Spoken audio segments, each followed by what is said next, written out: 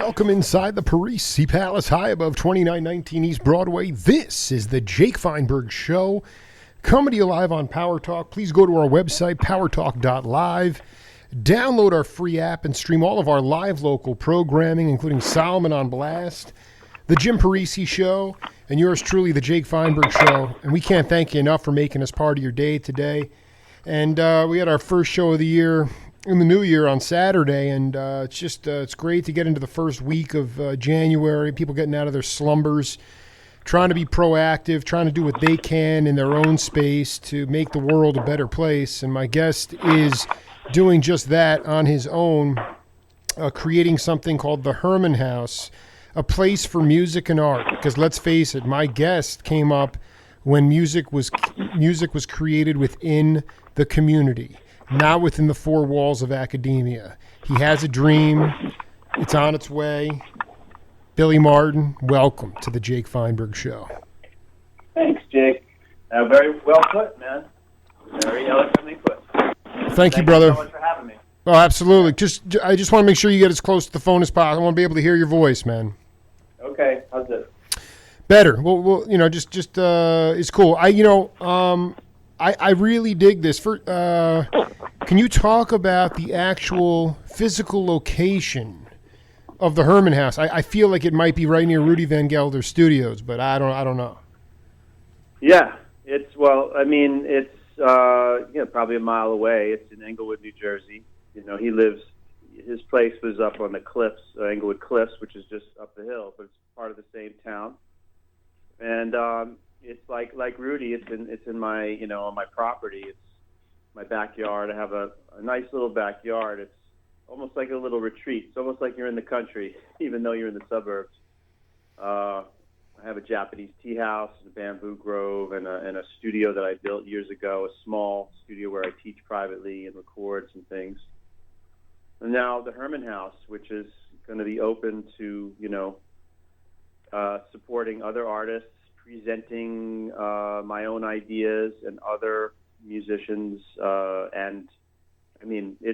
There's going to be luminaries from all different parts of the art world, whether it's in film, visual art, curating, managing bands as well. No, I dig.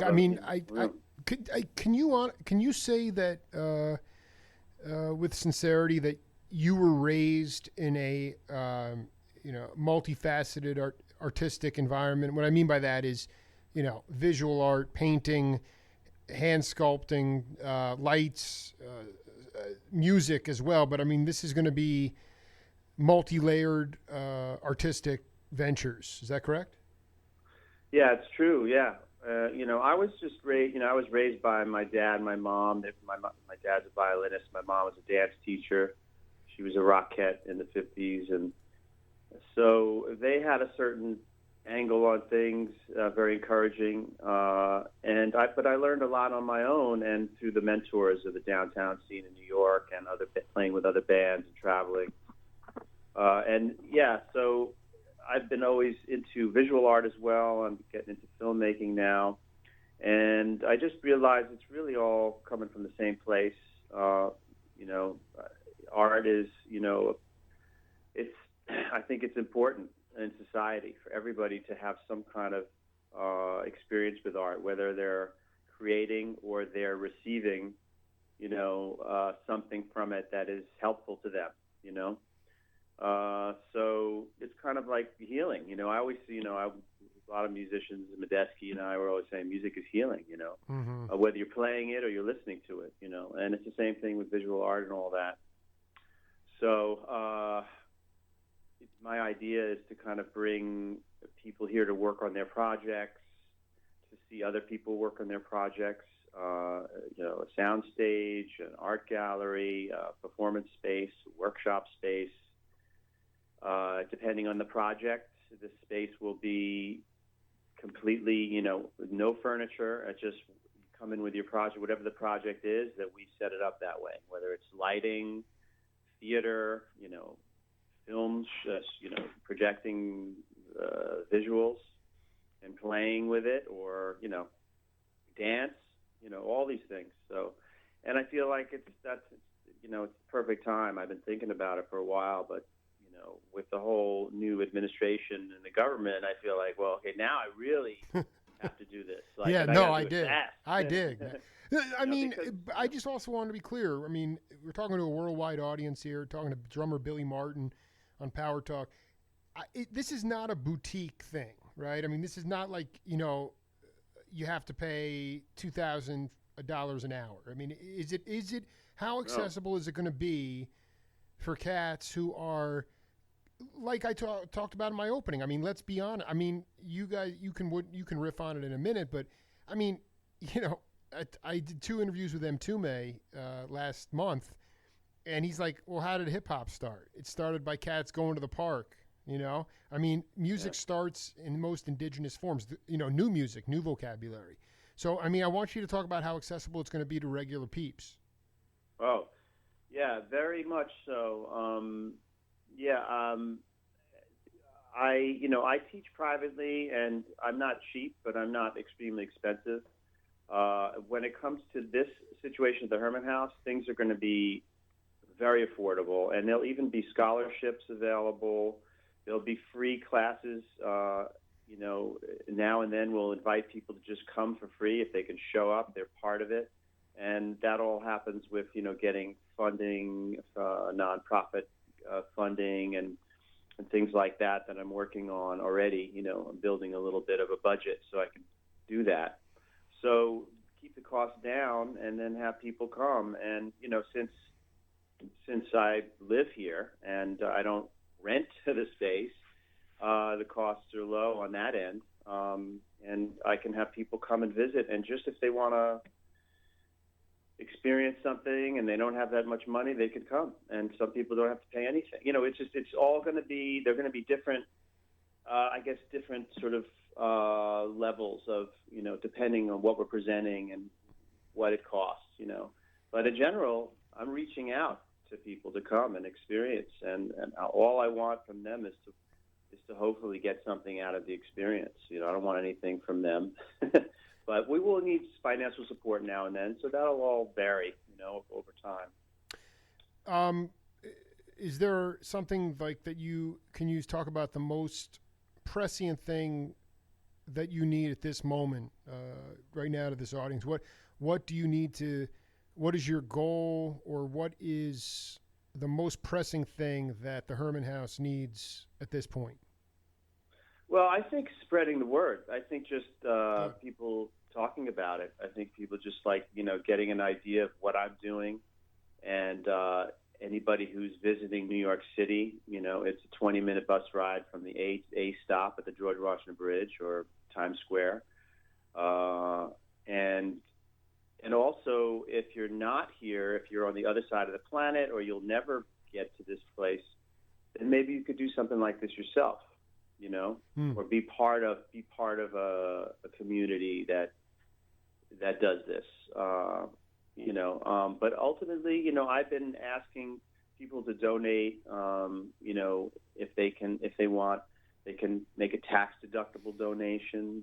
They can go to billymartin.net and they can look and see what the mission is about, and they can contribute. We're always going to need funding, and we'll always be doing fundraisers and things like that. That's the second thing I would say. You could check that out. We did a Kickstarter. I had an initial loan from my first drum teacher, Alan Herman. That's why it's called Herman House, to kind of get the foundation and some of the construction going. But to finish it, we had a very successful Kickstarter campaign. And I've gotten a couple additional, donations from, honoree kind of donations that have helped me to get to this point where the doors are going to be open next month, and we're going to start, we're going to invite people to come check it out for free, some classes and some presentations. It's not a large space, it's an intimate space, but I think it's the perfect size to have. It's like a little schoolhouse sort of size. You can fit 30 people in there. Right. To experience a show or come in and just wander in the gallery. There might be an exhibit up. We might be talking about what it is to be a creative artist. Have different people coming in. The museum director from New York City is coming in to talk about curating art, what that's about. We'll have screenwriters, we'll have composers from the downtown scene. Of course, a lot of drummers. Well, no, I wanted to talk to you about this because I don't think you don't know this, but I've been commissioned I'm producing a film documentary on Stan Getz, and oh, are you kidding me? Oh, well, I got to tell you something. Go ahead, man. Go. My dad, I told you, was a violinist. He played on Focus. He's one of the violinists. Whoa! What? Yeah, so he's on Focus. I need to talk to because I've already done 4. Yeah. I've talked to everybody from Huey Lewis. Nobody knows that Stan collaborated with him. Wow. But really, Lalo Schifrin to Huey, I've done 4 dozen interviews of this thing. I'll send you. I gotta talk because you know what? Yeah. I'm transcribing all this stuff, which is very painful. Yeah. And you know what what I'm putting on the turntable every day is my reissue of Focus every day. Wow. I cannot believe beautiful record. I can't believe. Yeah. I know, is that amazing? That is so tripped out. Well, no, and I noticed, I'm like, it says here, and of course, the Wikipedia page, Martin was part of the New York Brazilian scene in the 80s. I'm like, what was that? I was, yeah, sure. I was, yeah. And sure you were. But you were born you were born like during Decifinato and Girl from Ipanema when Stan was like, and Rocks, he was literally Marlon Brando, James Dean-esque. I'm being very serious. We need you got to connect me with your father. That's unbelievable. Yeah, totally. Yeah, my dad's 91, so hurry up. Yeah, no, I know. I can't. This is on. Okay, well, we'll get back to that. But yeah, we'll talk about that later. But that connection is so funny you mentioned that. And another thing I just wanted to add was that when I met Roy Haynes for the first time, well, when I got to talk to him, I told him my dad plays on this record, and he goes, "Oh, which record?" And I said, "Focus." He goes, "That's my favorite record." Are you? You still with us, Billy Martin? All right, I'm going to get off that headset. Yo, you sound that. This sounds great. Now we sound like we're in the same room. Sorry. Yeah. So anyway, so Roy was like, "That's my favorite record." I was like, "Oh man, that's so beautiful." He probably says that to everybody, but anyway. My dad played on that record. We'll talk about that. So you got a commission to do this film. That's fantastic. Well, and Herb Albert's the executive producer on it. Oh, cool. I worked with Herb on a remix for his whipped cream. What was it called? Re-whip. We did a thing called Re-whipped. It was from that. And a lot of cats don't know. I mean, Stan was like, towards the end of his life in the late '80s, he didn't have a record contract. Herb was a monster, like West Coast, fan, Jerry Mulligan, Chet Baker fan, and he never had a chance to properly say goodbye to those guys. Wow. He idolized. He used to call Stan for lessons in improvisation. Stan just ignored him. But at this point in the late '80s, he reached out.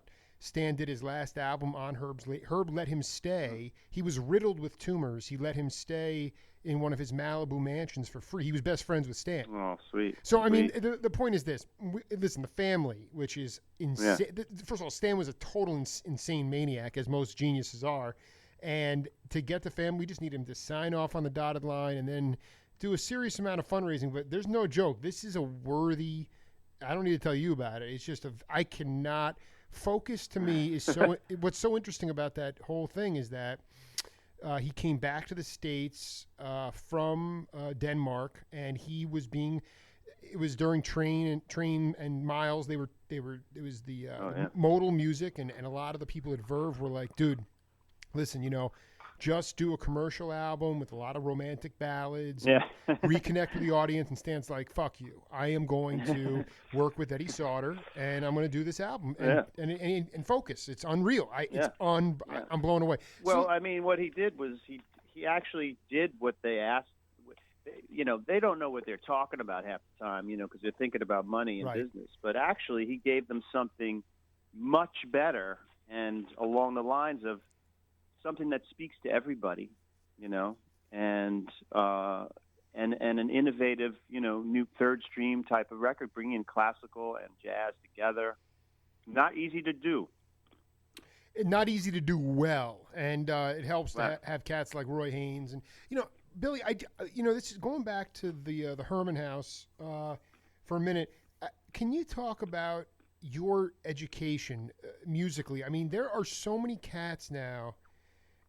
They're going to school to learn how to play the Pat Martino book, or the Dom Fumilaro book, or the David. I've interviewed everybody. Okay, all these cats, they're older, the older cats, the graybeards. Those dudes learned on the bandstand, and I just want Billy to.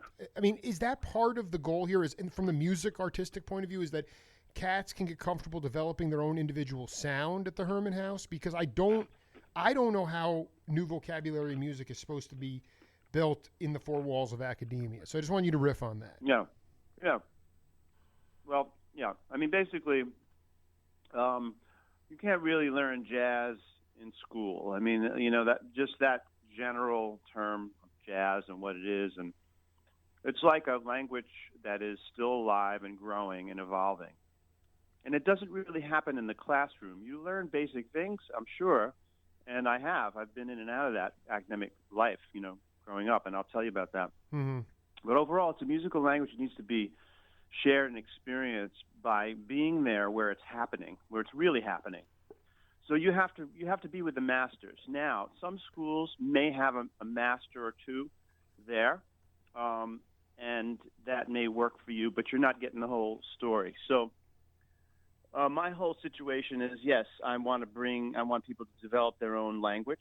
I want them to find their own style. I want them to, get that information. And there's a lot of different ways you can do that. You can listen to a lot of records. You can go to a lot of gigs. And you can work with certain innovative musicians. If Ornette Coleman was alive, if you hung out with him for a day, that would be like going to college for, you'd just be like going to 4 years of college, because you would have certain things would rub off, with him. He was such an incredible innovator, and had his own way of expressing, and very encouraging for people to express their own way. The whole harmonic thing. Yes, absolutely. So, my idea at the Herman House is to have people like that, visiting guests, luminaries, people coming through town, people that I know, some that I don't know that might admire what I'm doing or know me or have played with me in the past. And they come and they present their thing. And, that's much more valuable than going, I think, to one place where there's only one person or two people that have certain classes that might be special because they're part of the innovative, world of, jazz, developing the language, right? Well, no, and this is what I'm gonna counter you on. So the masters, right? Like over at Juilliard now, which was so classic back when Masakela and Gary Bartz and those cats were going. There was no jazz curriculum, so they could make it up. But the teachers there now are like Eddie Henderson, Ron Carter, Billy Hart. Sometimes the best players are not the best teachers. No, that's true. So it's like that, and it's in and of itself. It's great that you might have masters or incredible luminary musicians teaching, but if you know what it is, I'd like you to talk about the. So, like in my interview with Harvey Mason, when he went to Berklee School of Music, which was a totally different place than it is today, he was working with Alan Dawson, and Dawson was like, dude, there's really not much I can teach you, but we're going to have these lessons, and essentially it was just call and response. I mean, Alan would be on vibes, Harvey would play drums, and there'd just be this beautiful interaction. Is that something that would go on? I'm sure you do it in your own private tutoring, but that kind of, can you talk about that kind of, just that? Yeah, that's the spirit. That's the spirit of jazz is, call and response is a deep, deep thing. It's communicating. It's a language, right? You're saying, you're having conversations. So that's what I tell my students, all the time, whether it's in a class or individual. I tell them, like, it really comes down to it's a conversation. So you listen and you react, and we go back and forth, and we have a conversation. And it's like no other conversation anybody's ever had. You don't have to say what someone else said. Just react to what's going on. And that is a deep thing. Now, to have someone there to guide it, and then to have different people to play with, not just the same person to go back and forth with, is very valuable. And that's the difference, I think, when you have a fixed sort of faculty or curriculum. Look, I you know more about about who's playing where, and I mean who's teaching where and all that. So I can't, I'm not an expert on, what's going on in the academic world, but I know some places that are better than others and some systems that are better than others, and students that have better experiences in different places. I'm just trying. I think there should be more freedom, and I think that the teachers, because teaching, something I learned in the past 10 years, is that teaching is a creative process. If you don't believe that teaching is a creative process, then you're not growing with your students and the need of what's what's important. Well, you're gonna burn out in any teaching. Yeah. Yeah, exactly. Yeah. I totally dig. I burned out. Yeah, go ahead. You build up on your ideas. You may have methods and strategies to getting something across, like helping someone develop their language or teaching them about music history. But it is sort of, there are things that change over time.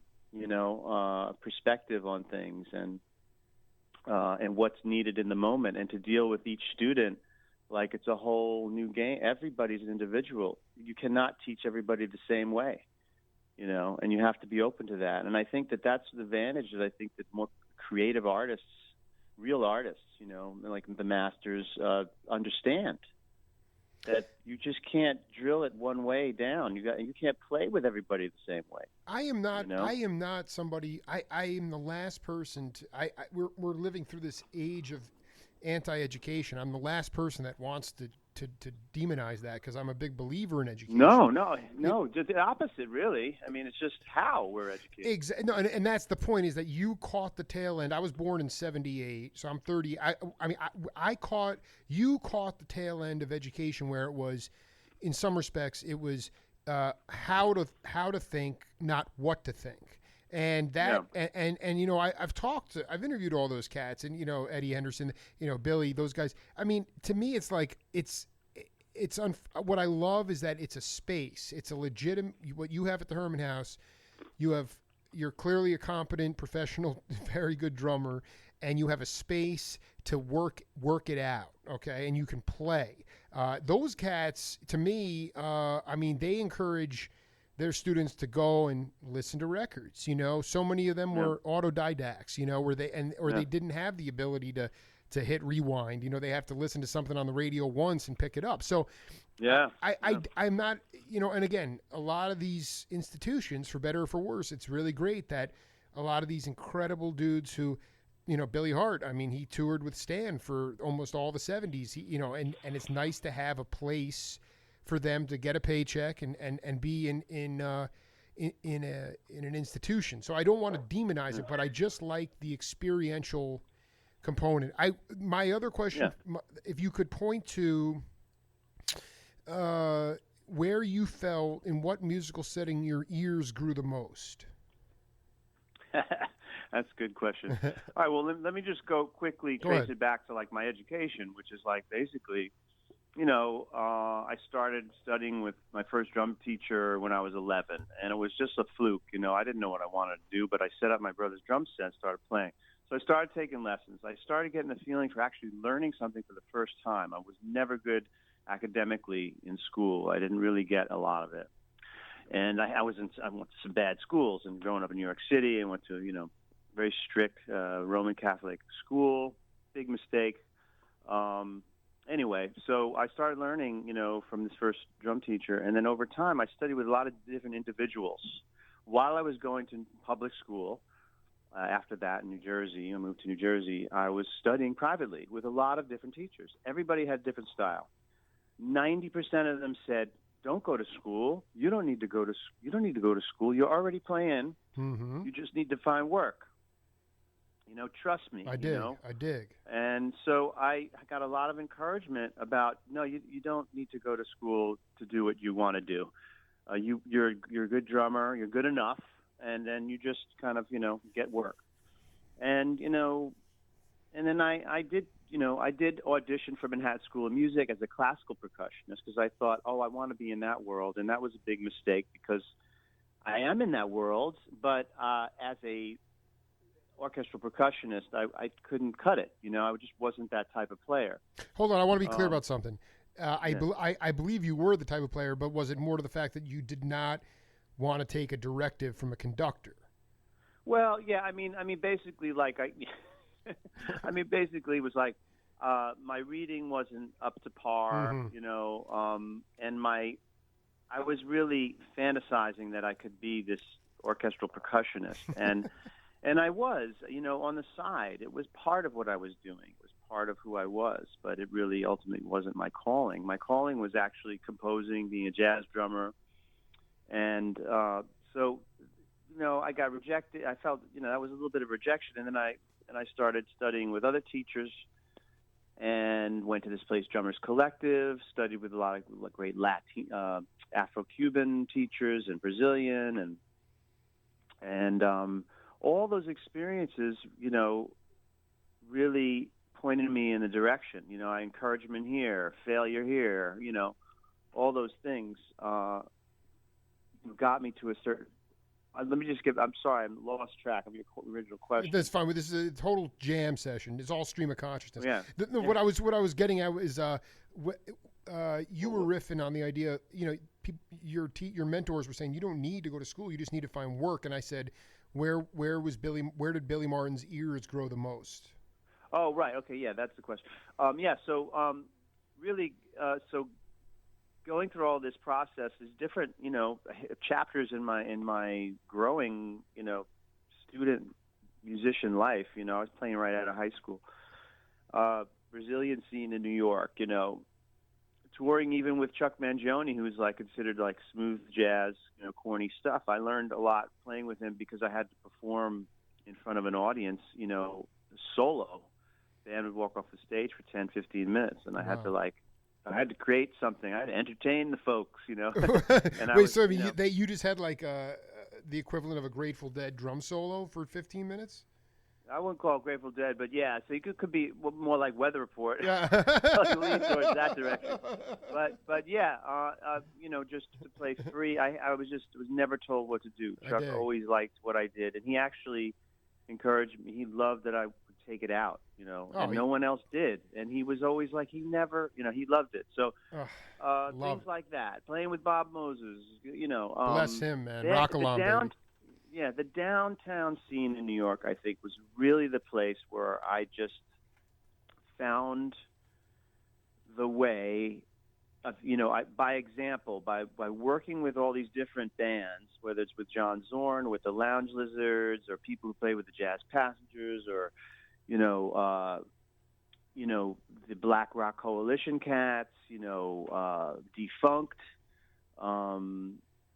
Ornette, all these different, Frizzell, Lovano, and Dave Burrell. Dave Burrell's a heavy freaking cat, Dave man. Burrell, all these, watching them do their thing, their vision through without any compromise really woke me up. And then that opened my ears to everything. And everything became clear to me. I was listening. I've always loved classical music because my dad used to play it, and I used to listen to him play it in orchestras, and I loved it. I loved that sound. So I wanted to be a percussionist. I just wanted to be around that stuff all the time in the orchestra. But then I was exposed to Brazilian. I was exposed to punk rock, exposed to,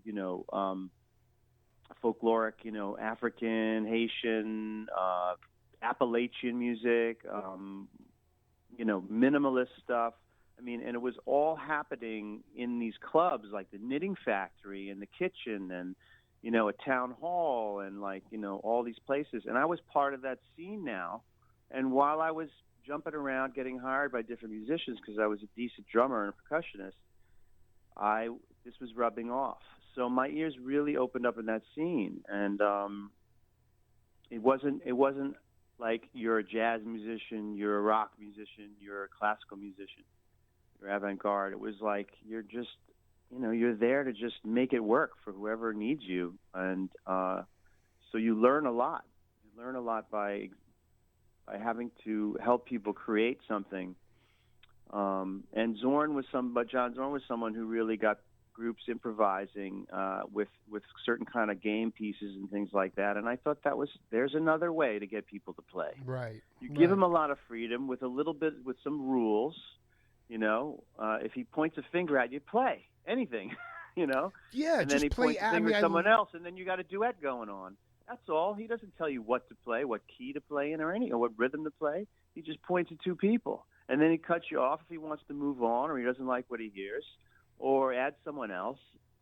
And it's as simple as that. And as soon as I got thrown into that world, I was like, this is collective. Everybody's collectively playing, listening to each other, trying to make music together. So that's where my ears, I think, opened up, was the downtown scene. I dig. No, I mean, this is and this is interesting because this is a little bit outside of my. I'm marinating with.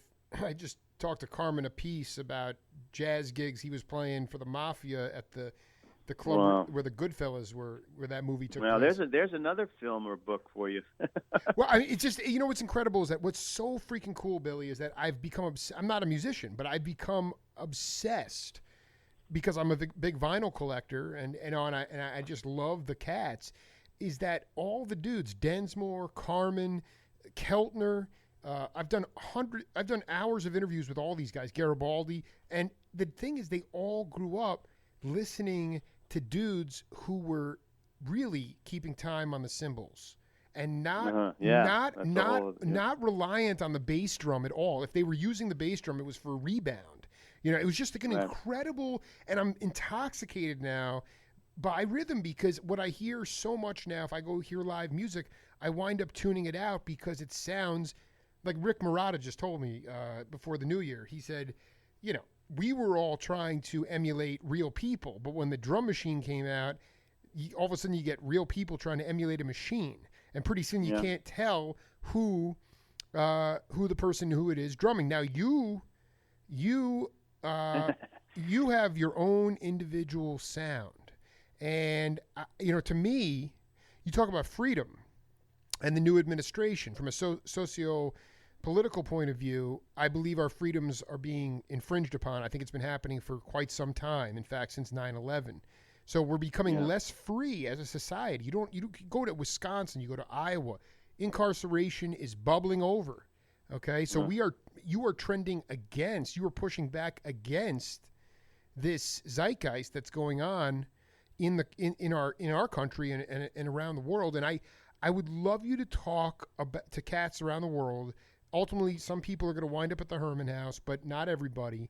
But ultimately, how to be comfortable enough with yourself to be free, to feel liberated, and to stop trying to comp other people. Because my generation, younger generations, just seem to be petrified. And not all, but for the most part, it has been driven into them what to think and not how. Yeah. And I want you to talk about how you talked about that early scene with your ears growing, but then,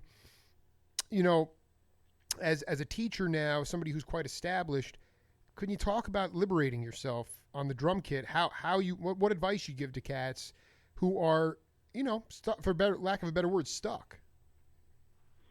Yeah. Well, that's the most, that's always the big problem in life, is just being able to liberate yourself and feel okay no matter what happens. That's kind of like that's the most important thing. And I learned it. You use it in playing. So how do you feel comfortable? How do you do your own thing? Well, I think the most important thing is to just accept who you are, where you're at. In the moment, and this is, as long as you're sincere with who you are and where you're at, then, you should not feel insecure. We're always so concerned about how people judge us, whether it's right or wrong. Is this offending anybody? Right. Or am I stupid? And all those kind of feelings come from the insecurity, and usually that's, a very immature, place to be. Or not necessarily immature, but I would say insecure place to be, because you want to do the right thing. But the right thing really is being honest with yourself and with your audience, with whoever's there to listen to you play. And it really just comes down to being sincere. Like, this is who I am. I'm giving you 100% of what I am here in the moment, and whether you like it or not, I'm giving it to you, and you should feel good about that. But you have to be, you have to also have the discipline and be sincere and give something, like try something, take a chance. Can you talk about an example in your career when you took a chance and it emboldened you? All the time. I can't. There wasn't one moment where it was like, oh, now I understand. It was a process. It's a process, and a lot of the for me, a lot of the enlightening moments where I was like, I can't, I gotta improvise, or I have to kind of do me. I gotta play me, not this other stuff. Is usually because I was, I felt terrible. I was like, ran into a brick wall, tried to do something that I'm not, emulating something else that I'm not, and then, just being humiliated, really. And those moments are big wake-up calls to be like, just do what, just work on your own sound, don't try to copy someone else, Don't try to impress people with tricks. Really say something. Say, slow down. Say something, say something beautiful and relax, But this, I can't say there's one particular. I'm trying to think of an example. You know what it is? Here's, I interviewed the piano player Brian Haas, and he said after a while you start taking chances, but every time you start taking chances, after a while you just get used to it, and you don't even realize you're taking chances anymore. And I was just sort of, kind of. That's what it is. Yeah, it's second nature. It's second nature. But before you, I guess what I'm saying is, if you could think back to early, before you really knew you had this, before you had this internal wisdom and confidence, if there was a moment where you did fall on your face and it was maybe the best thing that ever happened to you. Yeah, I can't. Yeah, for some reason I can't have a specific time. There were many of them. There were so many. I really had a lot of, made a lot of mistakes in the past. And I think because I did, and I wasn't even aware of it half the time, I was just running on whatever, ego, and just, listen, I would play with anybody. And if anybody asked me if, I could play conga drums or something, like when I wasn't, I said, yeah, and I would show up and I would try to fake it, And wow, very cool, very cool, man. Most of the time, I got away with it because I just had rhythm, right? And half the people, all they care about is that you can kind of like add something and give them something to lean on, and then the other half are like, whoa, this is different. I like this. And then there's going to be a smaller portion of people who are really assholes, who are just like traditionalists, who are like, you don't know this rhythm, you're not playing traditionally, and that was that. Okay, here we are. Okay, so I had that experience playing Brazilian music. I got so obsessed with Brazilian percussion that I took the samba class in New York City, Drummers Collective, anytime it was, once a week or twice a week, I forget what it was. And then I also studied privately with that teacher to learn the rhythms. And in 2 years, I was teaching the class. Wow. We were playing with Bob Moses and Dave Liebman and Bill Frisell and Pat Metheny, Jaco Pastore, all these guys with my teacher. And like I had pretty much, in a sense, mastered the language before me about how to play Brazilian style, which is not easy for a gringo. There's a certain groove to Brazilian music that most drummers, the great drummers that grew up in this country or this part of the world, cannot play. And you're talking about trap set drumming on bosses, on Brazilian. Yeah, I'm talking about trap set drumming, or even someone who just plays with sticks or plays cuica, percussion. Yeah. There's a certain groove, Brazilian groove, that is not easy to get. It's like a dialect. It's like picking up a dialect in a certain language and really nailing it to where people are like, you are from there, you know? Right. I got to that point, but I remember that I got to that point, and then I was like, I realized that within that tradition, people were improvising. You know, the master drummers, the soloists were actually coming up with new things to play. And I noticed every year, if you went down to Carnival or listened to the records, it changed, it evolved, like jazz. There's always some new cat coming around, one-upping someone else, but not technically, but in a way that was like, oh, that works with that style. So I started doing that, and I started finding ways to improvise because I was also, Bob Moses was like my mentor at the time. I was working with him a lot, watching him play and other musicians. And so I would improvise, and then someone in the Brazilian group, a new cat who came along, he started to criticize my playing. He was like, you're not playing traditional this, that, you know? And that was the point where I realized I'm out of here because I don't, you know, it's like, you're right. Like, if I'm not going to be in this I can't be in this kind of situation. I need to keep growing and evolving. And I don't want to be restricted. Yeah. Yeah. And this cat wasn't even Brazilian. He wasn't even coming from that culture, but he was like, considered himself like a scholar of that, you know? And that really woke me up to the fact that, like, I'm being judged based on technique and history that has nothing to do with being in the moment, creating and innovating, you know? And the spirit of Brazilian music, African music, and percussion, and a lot of other forms like jazz and just about any other creative art is about innovating and growing and evolving, you know? Otherwise, we'd be listening to you know, music from 200 years ago every day, and it would never change. And I think some people are doing that, you know. So I think for me, that was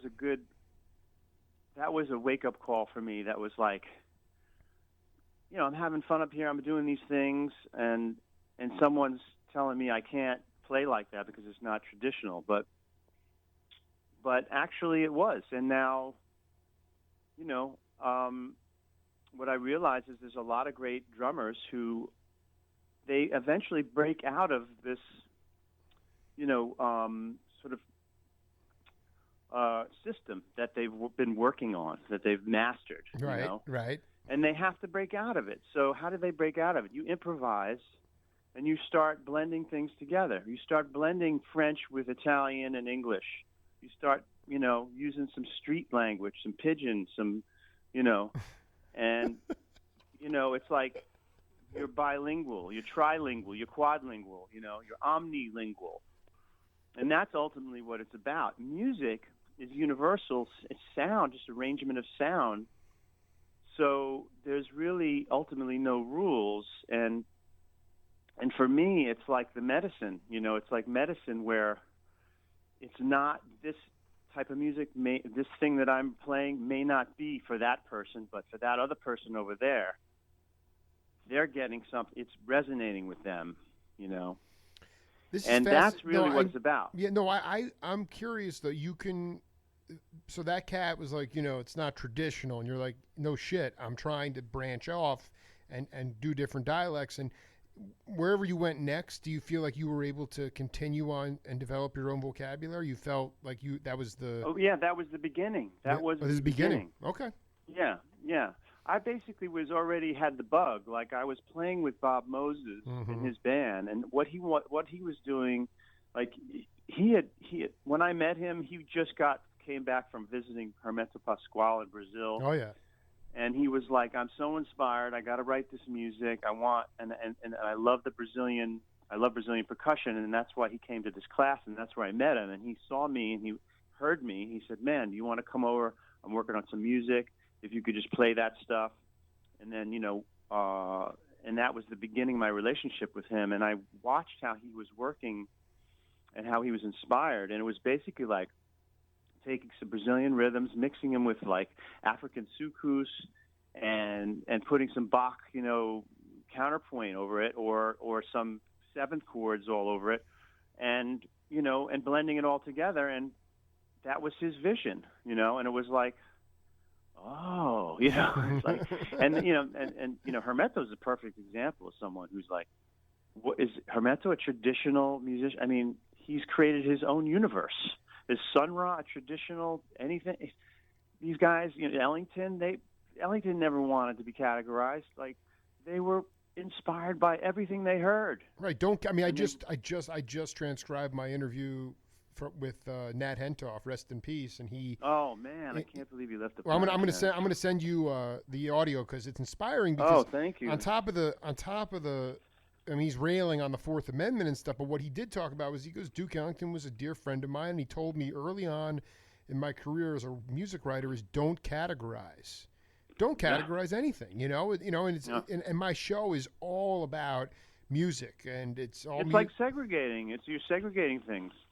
Well, yeah, well, no, I mean, I think that going back to the Herman House, I mean, it's not. It sounds like almost like a tranquil. I mean, it's like you said, it's a schoolhouse.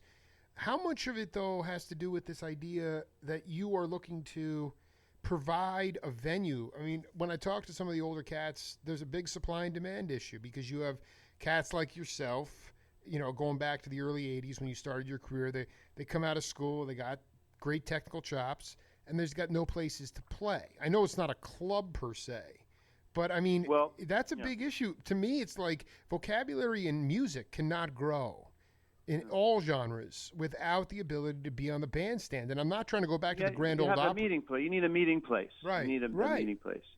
There needs to be a physical place. Yeah. Right. I mean, we can talk about rent parties and all that. I think that, because of the state of the music business, how awful it's been sort of steered and abandoned, by all the money people have created bean counters, big, huge empire that just crumbled.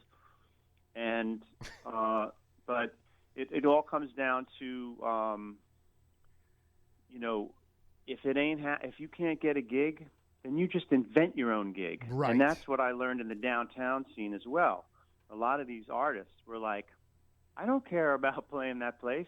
I'm gonna find a place and I'm gonna start a movement. Back to John Zorn. He's like, we're going to curate. Every month there's going to be a different musician who's going to curate that month.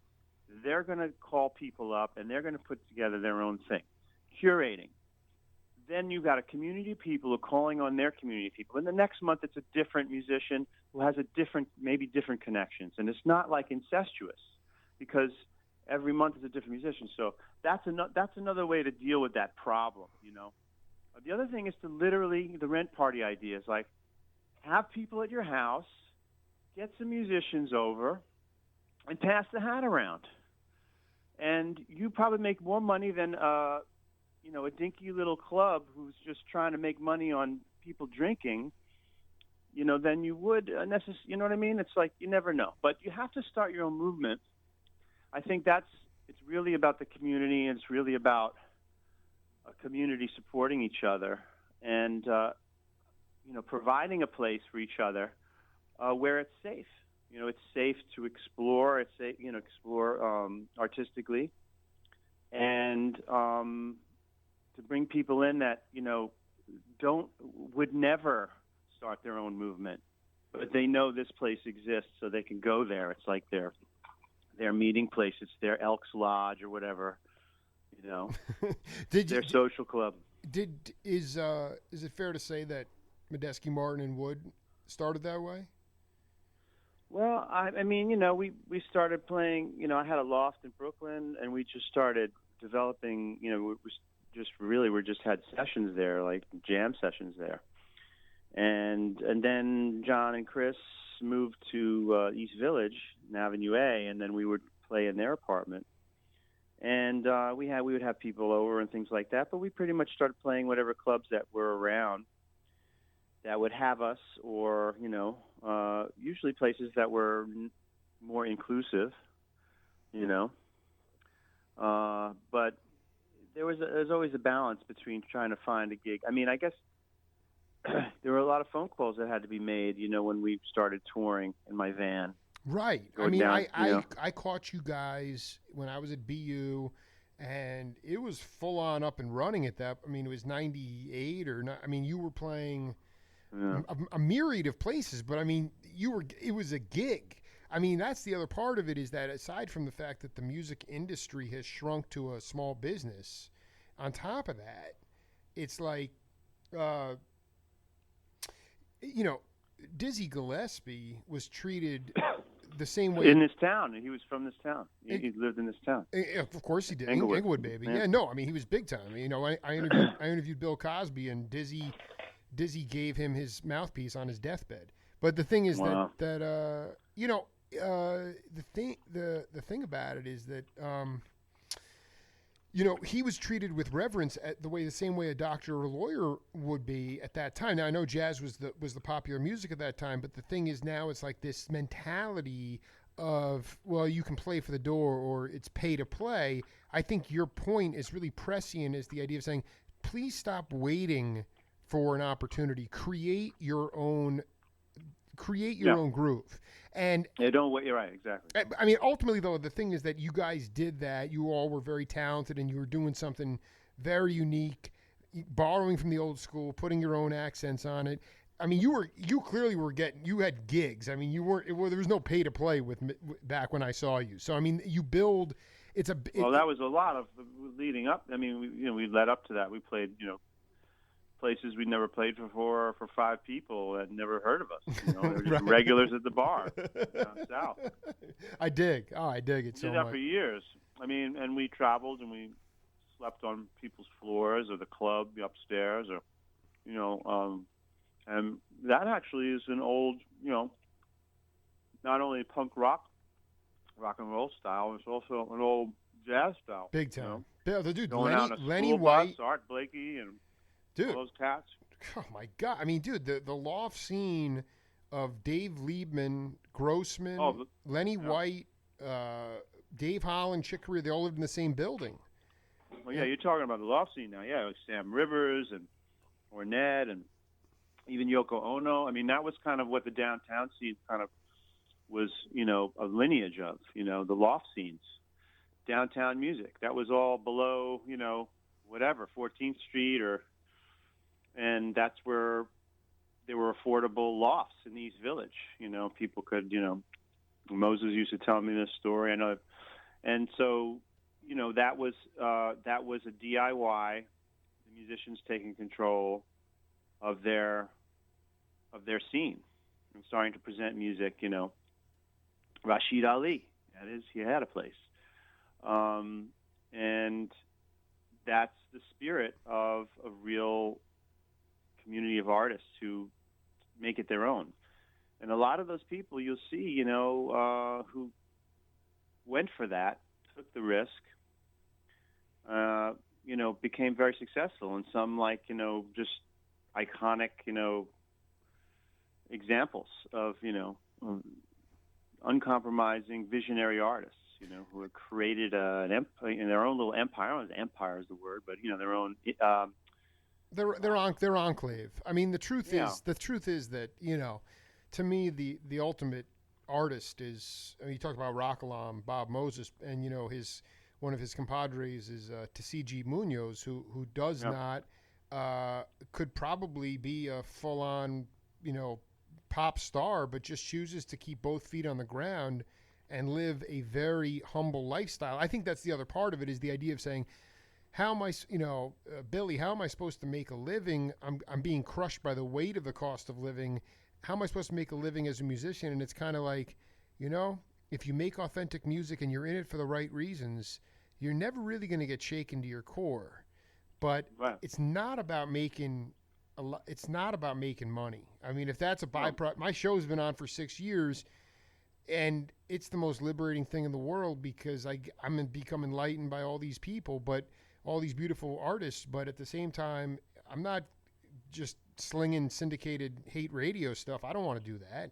So if you're going to create your own thing, you really got to be in it for the right reasons. Do you talk to cats about that? Yeah, all the time. I mean, that question, like, how do I make money, a living doing this? It's like, look, if you want to play music because you love it, to do it no matter what. Right. Even if you're, and then pay your bills. However the hell you can pay your bills, and eventually, if you're doing what you love, hopefully that'll end up, you'll end up incorporating that as a career. But ultimately, it is a career. I mean, as soon as you say I'm a musician, I'm an artist, you are. But you have to, you need a discipline to develop your thing, and whether that's, on your off hours when you're making money, doing whatever the hell it is, or you're lucky and you started playing really young and you figured it out. You watched people, you saw how they managed themselves, or savvy enough to hire the right people to help them, manage them and get work. I mean, there's many ways to have a career as a musician, as an artist, and the first thing that you should not think about is how do I make a living just being a musician? I don't think that that's the right question. It's like, how do I develop my own, voice and my own language? And then you start to present yourself, No, I think, I think there's, my God, there's so much spinning around in my head. You brought up Rashid Ali, and I interviewed Sonny Fortune, and I just wanted you to talk about how you, as a drummer, how you deal. Basically, Sonny Fortune talked about this experience where him and Rashid Ali went out in a duo format, just two of them, and they would play. Was that pre-Coltrane, before Coltrane? No, this is that. This is post Train. Train was already long gone. Right, okay. Yeah, so it's like it's in the '80s, I think. And I mean, Sonny was like, he said, I felt like I was probably playing for 10 minutes, and we'd stop, and it was 45 minutes. Yeah. And he said, it was not tick-tock time, and right. and I wanted you to talk about the concept of being able to, if you found yourself in that situation before, that's the most exhilarating part of, in my mind, the transcendent part of music. Even though I don't really play, is just the idea that you think you're just playing for 10 minutes and you look up and you've been playing for 35 minutes, and we don't have you could have been marinating in that in the 60s and 70s. That stuff, you could go to the clubs and see that. Today I just see a lot of more formulaic stuff, and it doesn't really do it for me. And I just wanted you to talk about playing, losing yourself, not related to tick-tock time. Yeah. Well, it's always been rare for me to see what you're talking about, that sort of transcendent kind of playing. Like, it's just not often you see the real deal. Right. But there are, they're out there. There always been out there musicians, who play like that, who are really doing something different than their own, and it's in their own language. Yeah, for me, it's just a matter of, it's really just a matter of, it comes down to just being in the moment and making the sounds that need to be made. And whether it's in time or not is not important. It's just really about what it needs in the moment. And if you're really that honest and that aware, of what it needs, then everything is gonna work out, and it's gonna be, 10 minutes can.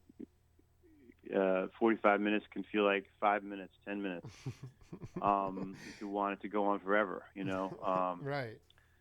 And I just think it has a lot to do with chemistry. It has a lot to do with the chemistry between you and your instrument, you and the other performers, and the audience and the performers. All that, But it basically, whoever is creating the sound, yeah, it's sort of that's they're kind of taking control and giving it what it needs. And I mean, I can only speak in that way without getting too specific or technical. No, it's fine. You're doing. No, this is great. I mean, the other thing I ask all the cats about, because I'm very obsessed with this concept. I want Billy Martin's concept on the idea that you are playing improvisational music, and you get into a some kind of psychedelic jam, and you lose the one. And the concept that I want you to riff on is your belief about, maybe you disagree, but that any note, if you get lost, that just know that any note can be the one. It'll always come back around. And, to me, this is a concept that the Grateful Dead drummers and Phil Lesh used quite a bit, was the idea that any note can be the one. But I know some other cats don't, cats that are into the 4/4 time, they need that. They need to know where the one is. They need to focus on that. And I just want you to talk about the concept in your mind of being any note can be the one. Yeah, well, yeah, there is no one really. I mean,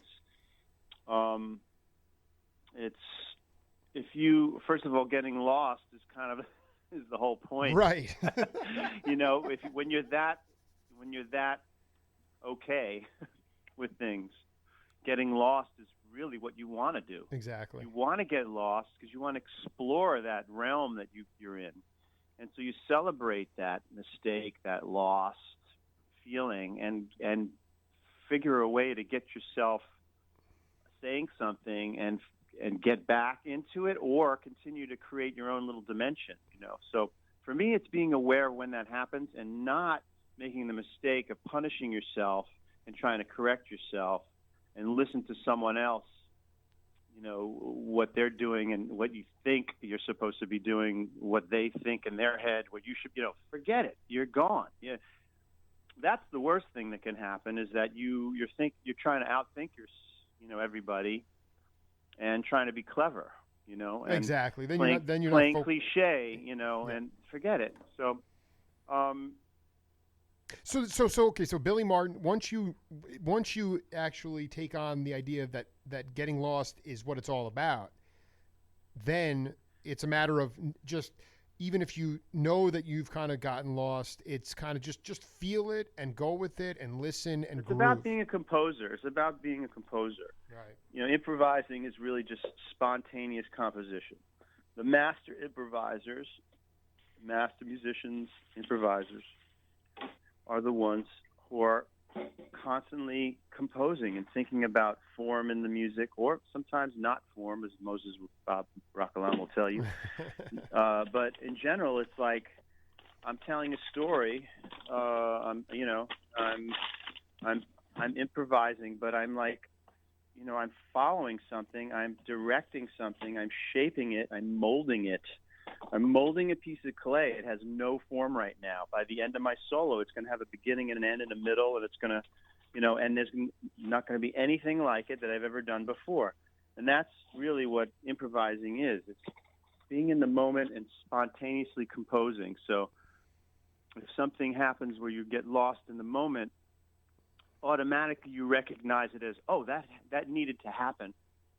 So I'm going to use that. I'm going to, like a magic trick, I'm going to use that to my advantage, and maybe even replay that. This is like a trick, that I often see Medeski do, and I do it too, where it's like something kind of goes off the track, but then it's being repeated, and it's being, there's a sort of affirmative sort of response that you have when you go off. And then that becomes another little cyclic little world in the music, and all of a sudden it adds to the groove, I dig, man. I mean, we need... That's harmonic. See, that's the whole thing. When I think with Ornette, yeah, one of his concepts with harmonic playing was like, it doesn't matter if you're in the key or in rhythm, in sync. It's that you created some kind of little microcosm, and you're there doing it while everybody is in their microcosm. And then after a while, you hear that tension and release, and it becomes like this little jewel in the crown, I mean, to me, like, this whole conversation's been improvisation, but it's just like, to me, it's essential for cats like Billy Martin to the Herman House. How much? Before I let you go, I just wanted to ask you. You feel an increased impetus to really broaden this thing out based on current political happenings in our country? Is that sort of? I've been talking to a lot of people about what they can do in their world to improve their life and others around them. I'm just wondering about. You mentioned it earlier. I just wanted to know if that played a role. I know that this thing's been going in the making for a while, but I'd just like you to talk about your current, what you're trying to do to, how much the Herman House is a reaction to, sociologically what we're seeing in our country. Yeah, I mean the whole seems to be a shift with the election and all of the rhetoric and all of the stuff that the way people are behaving before the election and now what the administration that's being picked and created is a catalyst for me to just sort of be like, okay, well, I just want to make sure that I protect the art sector. I dig, man. I dig it. Which is probably one of the most important things about this country and our culture, North America, the United States, is that our influence on the world as artists is so huge, is so important, and it's never discussed on business terms, on political terms, So when it comes to cutting the budget, and I know this because I've been around long enough, I'm 53, I've watched it, I graduated high school and Reagan, went into office, and I watched all these programs get cut after the Democratic administration, and I've noticed it up every time the pendulum swings one way or the other, Democrats, Republicans. I noticed that the Republicans, they do their budget cuts, and the first thing they cut is art and science. They cut it out, and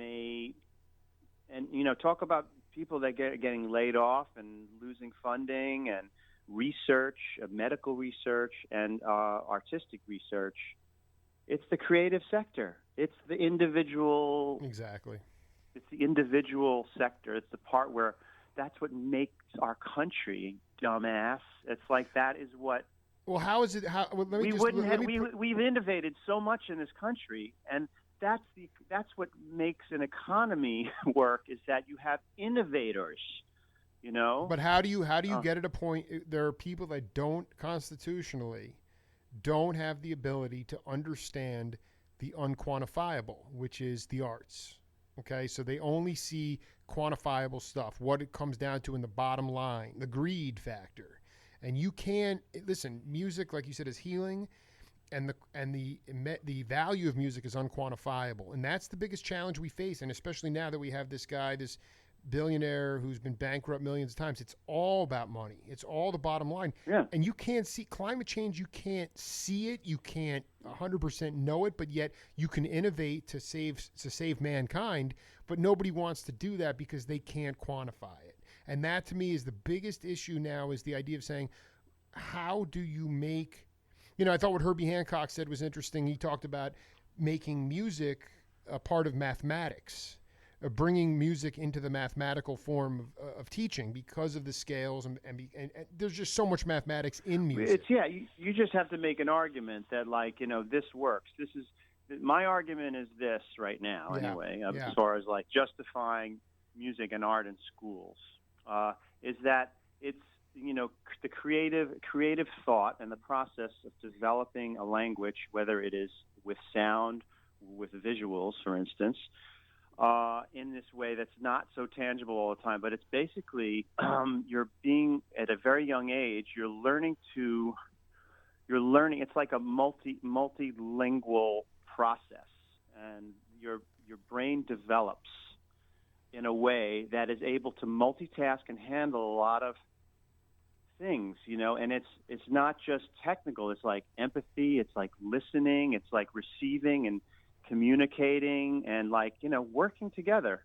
And it becomes this, I think your mind develops. So if you get it in the schools at a young age, you're going to get a lot of people who are really able to figure out a lot more problems in society.